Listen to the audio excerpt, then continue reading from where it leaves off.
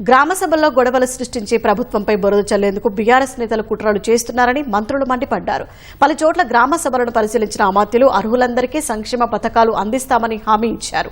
10 ఏళ్ల బీఆర్ఎస్ పాలనలో రాజకీయ స్వార్థం కోసం తప్ప పేదల కోసం పూర్తి స్థాయిలో రేషన్ కార్డులు ఇవ్వలేదని మంత్రి ఉత్తమ్ కుమార్ రెడ్డి మండిపడ్డారు.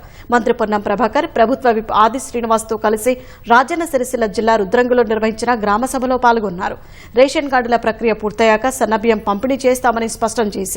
ఖమ్మం జిల్లా నేలకొండపల్లి మండలం ముఠాపురంలో పర్యటించిన మంత్రి పొంగులేటి దురుద్దేశంతోనే కొందరు ప్రతిపక్ష నాయకులు గ్రామ సభలపై నోరు పారేసుకుంటున్నారని విమర్శించారు. రాజకీయాలకు అతీతంగా అర్హులందరికీ న్యాయం చేస్తామని మంత్రి దామోదర రాజనరసింహ మహబూబ్ నగర్ జిల్లా భూత్పూర్లో తెలిపారు.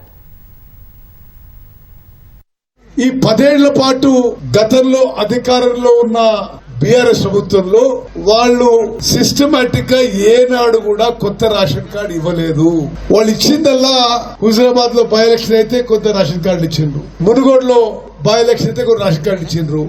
కొంత రాజకీయ స్వార్థం కోసం రాజకీయ లబ్ధి కోసం చేస్తుంది కానీ రాష్ట్ర వ్యాప్తంగా కార్డు ఇచ్చింది లేదు. ఇప్పుడు కూడా ఏ ప్రభుత్వం కూడా ఇట్లా ఇన్ని రకాల కార్యక్రమాలు తీసుకోలేదు. ఇలా ఇన్ని రకాల కార్యక్రమాలు తీసుకుంటుంటే ఎవరైనా బాధ్యత గల ప్రతిపక్షం ఒకవేళ ఇంకా ఏదైనా చేయాల్సి ఉంటే ఈ వేదిక మీద నుంచి విజ్ఞప్తి చేస్తా ఉన్నా, దయచేసి సూచనలు చెప్పండి, సలహాలు చెప్పండి. ఇటువంటి గ్రామ సభలల్లో అక్కడో ఇక్కడో కొంతమందిని రెచ్చగొట్టి ఏదో ప్రయత్నం జరుగుతా ఉంది, దయచేసి దాన్ని విరమించుకోమని ప్రతిపక్ష నాయకులందరికీ విజ్ఞప్తి చేస్తా ఉన్నా.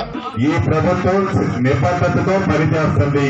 ఈ గ్రామ సభల్లో కావాలని ఉద్దేశపూర్వకంగా కొన్ని రాజకీయ పార్టీలు ఆ గ్రామ సభల్లో రాద్ధాంతలు చేయాలని ఒక చిత్రాన్ని చిత్రీకరించే కార్యక్రమాన్ని చేపడుతున్నారు తప్ప ఈ ప్రభుత్వానికి చిత్తశుద్ధి, నిజాయితీ, పేదవాడి పట్ల ప్రేమ, అభిమానం ఉంది. గత 10 సంవత్సరాలలో పరిపాలించిన ప్రభుత్వం ఈనాడు గ్రామ సభల్లో పెట్టి ఏ కార్యక్రమం చేయలేదు. అర్హులైన వాళ్ళని ఎట్టి పరిస్థితుల్లో ఈ ప్రభుత్వం ఎలా చేయదు.